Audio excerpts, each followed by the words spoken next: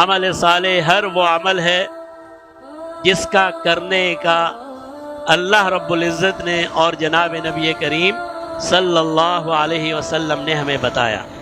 ہر وہ عمل جو جناب نبی کریم صلی اللہ علیہ وسلم نے کر کے دکھلایا، ہر وہ عمل جسے جناب نبی کریم صلی اللہ علیہ وسلم نے اپنی زندگی میں اپنایا، جسے ہم سنت کہتے ہیں، ہر وہ عمل جسے جناب نبی کریم صلی اللہ علیہ وسلم نے اپنی زندگی میں اختیار کیا، وہ عمل صالح ہے، چاہے وہ فرض ہے، چاہے واجب ہے، چاہے سنت ہے، چاہے آپ کی زندگی کا حصہ ہے، چاہے آپ کی سیرت کا حصہ ہے، چاہے آپ کی صورت کا حصہ ہے، ہر وہ عمل نیک عمل ہے۔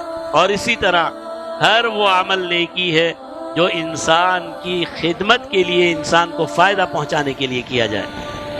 ہر وہ عمل جس سے انسانیت کو فائدہ حاصل ہوتا ہے، ہر وہ عمل نیکی ہے۔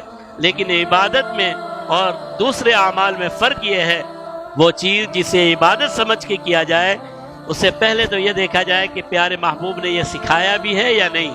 اگر سکھایا ہے تو وہ عبادت ہے، نہیں سکھایا عبادت نہیں ہے۔ اور اگر سکھایا ہے تو کس طرح سے سکھایا ہے۔